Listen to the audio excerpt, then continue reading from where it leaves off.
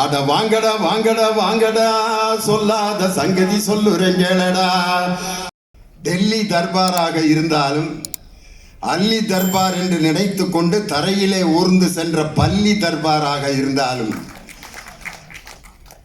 எதற்குமே பயன்படாத கில்லி தர்பாராக இருந்தாலும் ஆயிரம் கவிஞர்கள் திரண்டாலும் அனிஃபா போல் பாட முடியாது. எந்த காவல்துறை அதிகாரி வட இந்தியாவையும் தென்னிந்தியாவையும் இணைத்த அதிகாரி. கற்பனை என்றாலும் கச்சிலை என்றாலும் கந்தனே உன்னை மறவேன். 2 பாட்டையும் பாடினது ஆளூர் ஷானவாஸ்.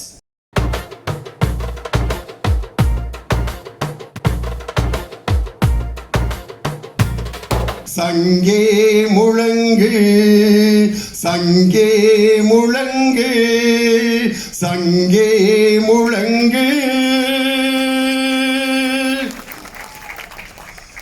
இந்த பாரதிதாசனின் பாடலை முதன்முறையாக இசையமைத்து திராவிட மேடைகளில் பாடிய முதல் பாடகர் இன்றைய விழாநாயகர் இசைமுரசு நாகூர் ஈயம் அனிஃபா ஐயா அவர்கள்தான்.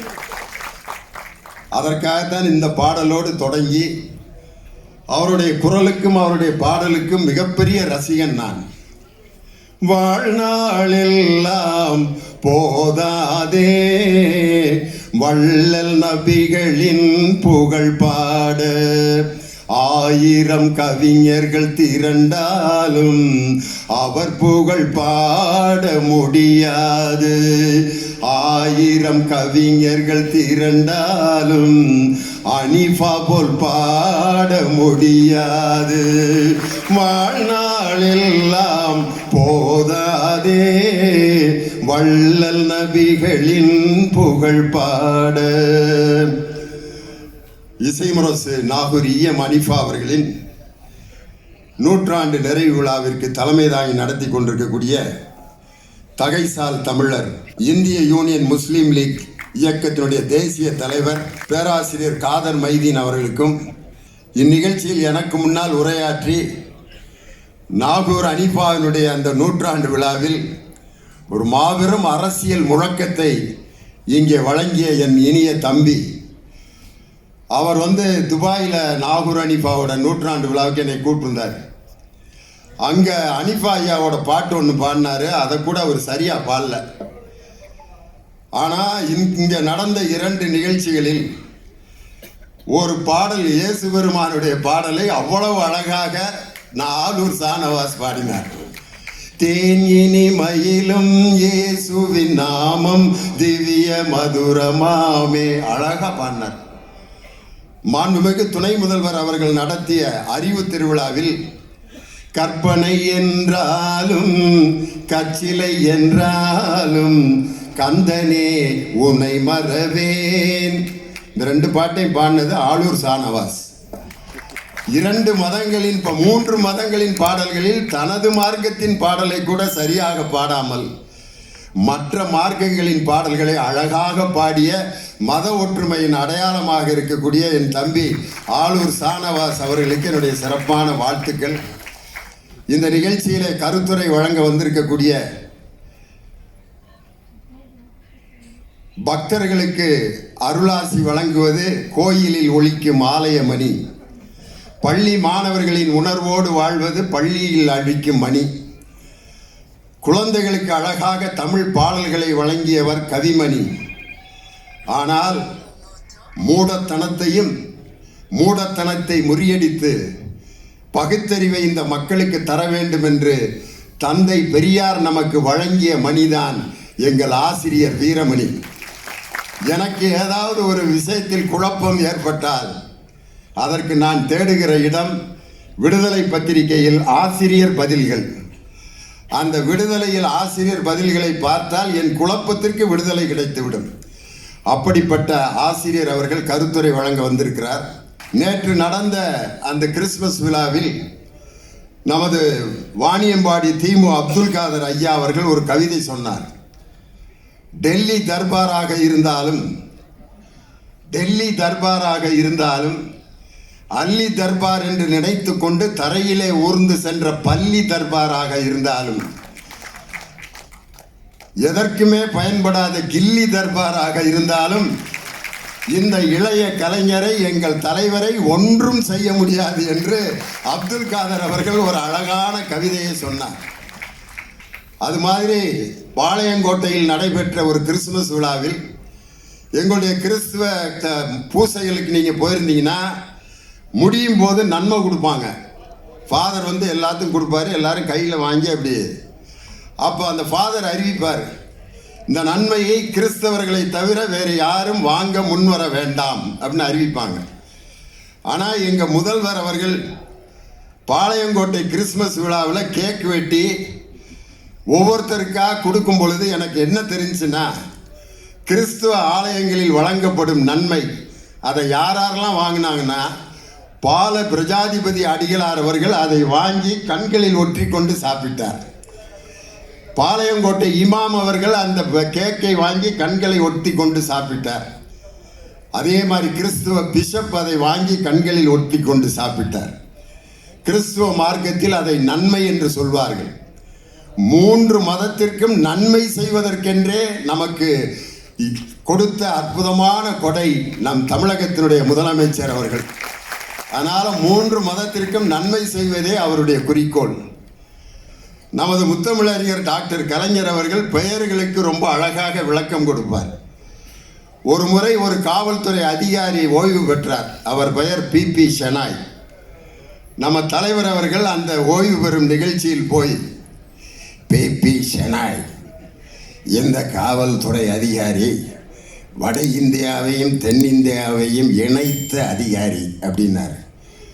யாருக்குமே புரியல, ஒரு காவல்துறை அதிகாரி வட இந்தியாவையும் தென்னிந்தியாவையும் எப்படி இணைக்க முடியும்? தலைவர் சொன்னார், பிபி என்பது தென்னிந்தியாவில் ஊதப்படும் வாத்தியம், ஷெனாய் என்பது வட இந்தியாவில் ஊதப்படும் வாத்தியம். பிபி ஷெனாய் வட இந்தியாவையும் தென்னிந்தியாவையும் இணைத்த காவல்துறை அதிகாரினார். பிபி ஷெனாய் எங்கள் அப்பா அம்மா கூட இப்படி நினச்சி பேர் வச்சிருக்க மாட்டாங்க. என் பேருக்கு இப்படி ஒரு விளக்கமான நாகூர் இஎம் அனிஃபா அவர்களுடைய பேருக்கு முத்தமிழறிஞர் டாக்டர் கலைஞர் அவர்கள் கொடுத்த விளக்கம்.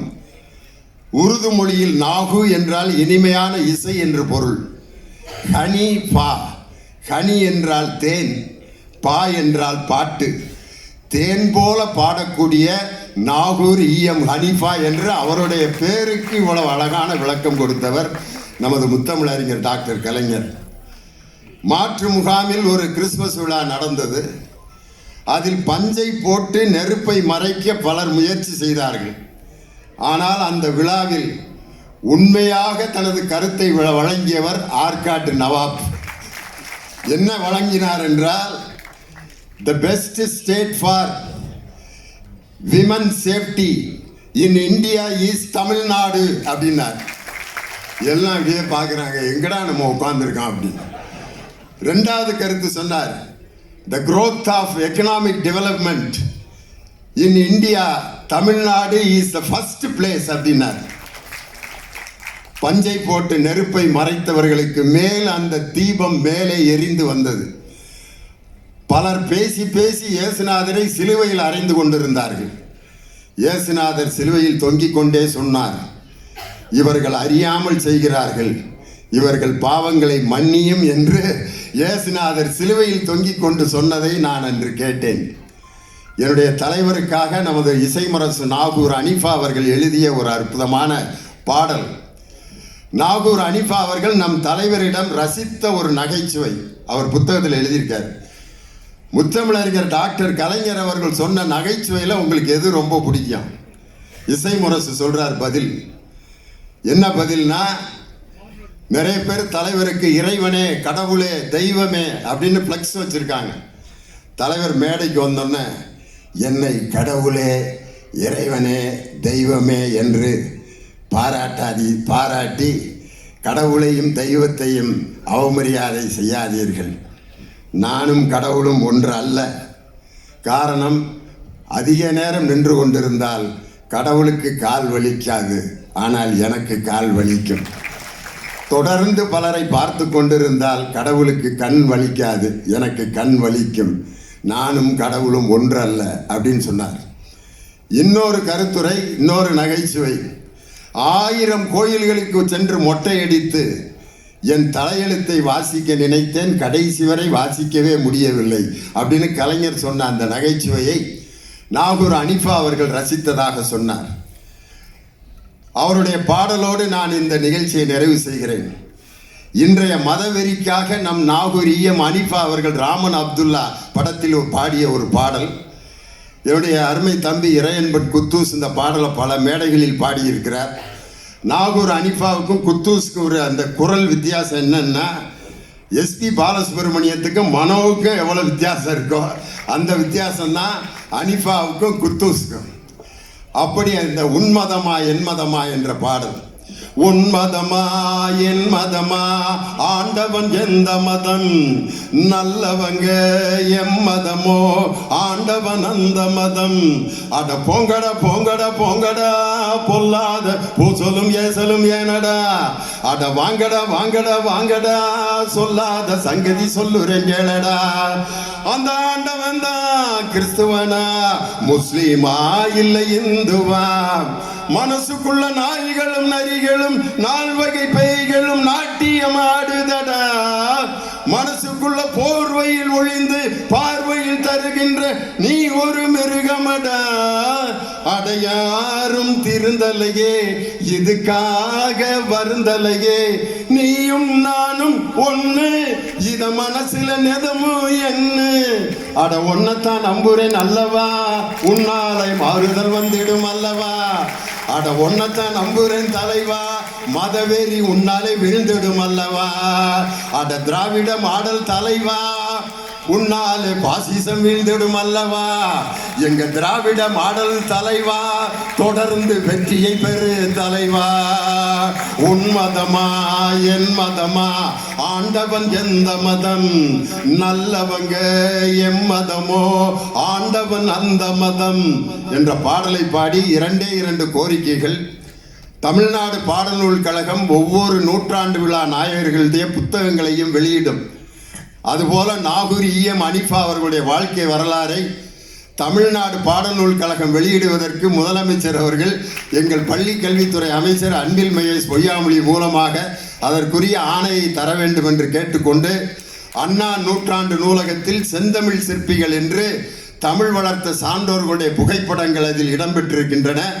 அதில் நாகூர் அனிஃபா அவர்களுடைய புகைப்படத்தை அந்த அண்ணா நூற்றாண்டு நூலகத்தில் நிறுவுவதற்கு முதலமைச்சர் அவர்கள் உத்தரவிட வேண்டும் என்று கேட்டு, எங்கள் முத்தமிழறிஞர் டாக்டர் கலைஞர் பெற்றெடுத்த முத்துவேல் கருணாநிதி ஸ்டாலின் 2026 மீண்டும் முதலமைச்சராக நாம் அனைவரும் இன்றே முடிவெடுப்போம், உழைப்போம் என்று சொல்லி விடைபெறுகிறேன். நன்றி, வணக்கம்.